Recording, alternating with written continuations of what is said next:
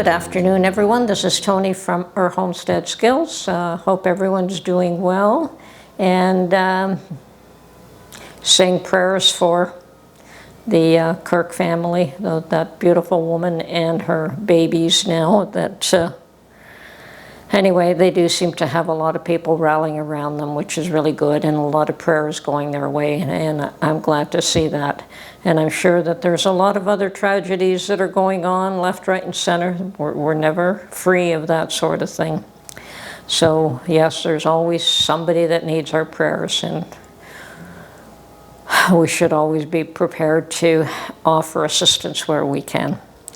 Anyway, right now, my focus, well, within about a month or so, we'll be heading down south, less than a month.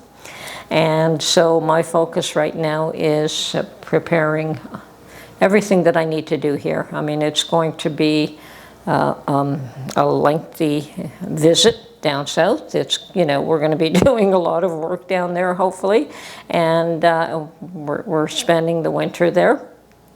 So we're going to be gone from this place for quite a while. So I'm doing everything I need to do to batten down the hatchets, being careful what I purchase grocery-wise, because I don't want to leave a full refrigerator, that's for sure. So trying to minimize any food that's left in the refrigerator, and even in the freezer, just, keeping that to a minimum, because really don't want food left, too much food. I mean, we want to leave some, but we don't want to leave too much there in case of a power failure. Now, it's very rare here that a power failure lasts longer than a couple of hours, but that doesn't mean it can't happen. So you don't really want a lot of spoilage, especially if I'm not here. And other than worrying about what I leave in the kitchen, I'm also doing things like washing pillows, which is something you don't do very often, extra blankets, whatever it is that needs a little bit of extra care that you don't do day in, day out. Obviously, I want to leave the bathrooms clean, the floors washed, all my dishes put away, and before I leave, probably the morning of, I'll wash the bedding and the pillows from the bedding as well. Just even if they are left damp, they will dry before I get back. So that'll be, to come home to nice clean bedding. And looking forward to heading back down south. We've got a lot of work to do down there, and I have been keeping an eye on the cameras, and it's wonderful. Having set up the cameras is a real godsend. It makes you feel really comfortable about what's happening at that place. And literally all I'm seeing is wildlife. The critters we have a family of raccoons that I see on occasion. We have kitty cats, probably about 3 or 4 different cats that frequent my home. I've seen another one, an opossum. Yeah, we've seen an opossum there a couple of times. But the deer just have taken over. They come out of the woods next to my azalea bushes. Like, the azalea bushes are very close to the wooded area, and there is a pathway into the woods from the area where the azaleas are, where my sitting bench is, my prayer bench. And they come out of there and wander around the front, the back, the yard, you name it. The deer have taken over. They're there every day. And because of that, I've got to think about ticks, and that's something I didn't worry about the last time I was there. But considering how often the deer are there, and deer and ticks go hand in hand, so that it's one of those things that I have to be very cautious of, at least the first little while, until I clear some of the grass and brush and things like that out of the way. Now, disappointingly, my fig transplants or cuttings, actually they were beautiful. They were about 2-3 feet tall. But we're going through a drought. It hasn't rained down there, so I'm noticing that some of those leaves are drying. you know, perhaps it is time. Perhaps a very large fig tree is also losing its leaves. I don't know. I can't see it from the camera angles. But the small ones that I have put in the big buckets are losing some leaves, and I think it's just the drought, because I think that those buckets are not holding very much water at this point. It's very dry, and we certainly put enough holes in the bottom of those buckets that they're not going to hold a lot of water. Now, there are a couple of big jobs that we have in mind, and one of them is to get the eaves troughs or gutters, depending on what term you use for them. Probably get some gutters on the house this fall. And what else? Yes, a heating system. We do have some electric heaters in the home. There was a kind of makeshift propane heater that was very, very, very poorly installed, and don't know if it even worked anymore, and we just pulled it right out. I mean, there was no propane tank. If there had been a propane tank, either it was removed by somebody, or perhaps the company that put it there took it away. Don't know. I know that there was a propane tank. I know where it was situated, but all the lines into the home from the propane tank were very, very poorly done, so we took those all out. So we're going to have to consider whether we can get a wood stove, which is something that we're looking at, or whether this year we just put more electric heaters around the house.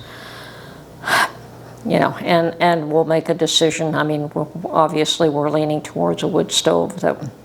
It is a very cabiny type of home, and a wood stove would work out quite nicely.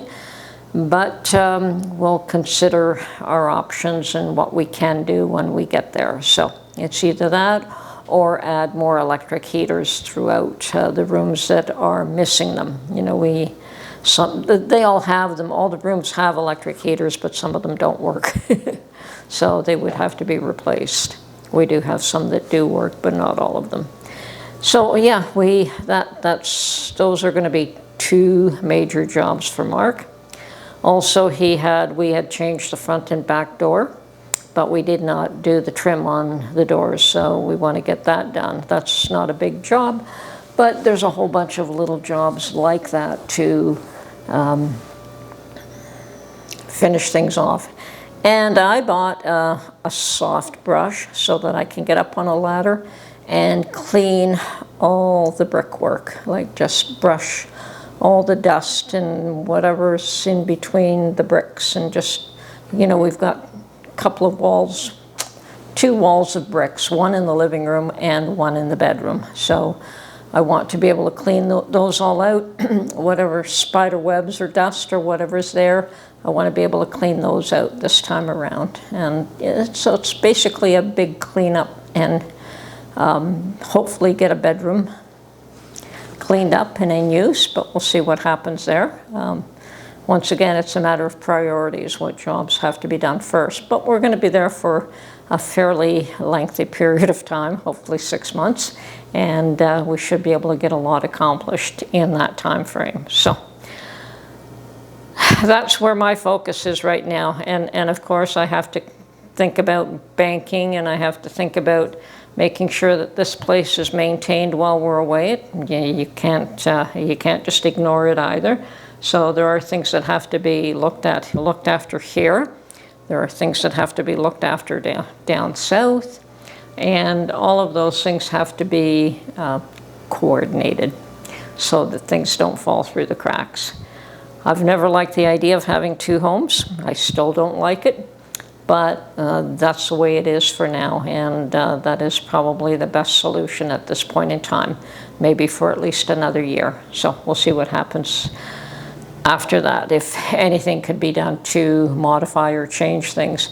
Now, if the Snowbird Act, where they would extend the ability to stay in the U.S. from 6 months to 8 months, we would take advantage of that, and then we would find a way to minimize our costs here if we could do that. But at this point in time, that's not feasible. So, well, it's definitely fall. The leaves are changing color, and Mark and I are good. And he's out there every day checking out to see if the salmon are running, and if they are, then he'll make a point of trying to fish for salmon while he can.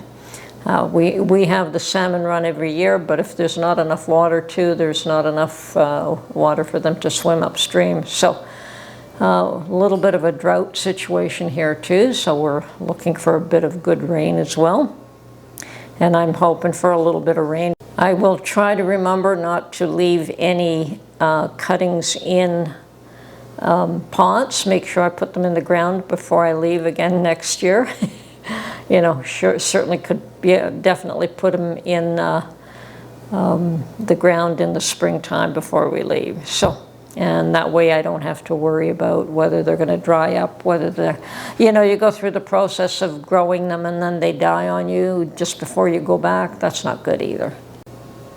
Anyway, we're doing well here. Just put on a little bit too much weight, and hopefully with the amount of work and exercise that we're going to have to do, hopefully Mark and I can both take that little bit of weight off. And it's not so much weight, it's just the belly. Seem to be putting it on more this year than we ever have, and it's the sitting around doing nothing. Anyway, this is Tony from Her Homestead Skills. I'm sure I'm going to be very busy very, very soon. So talk to you real soon. Bye for now.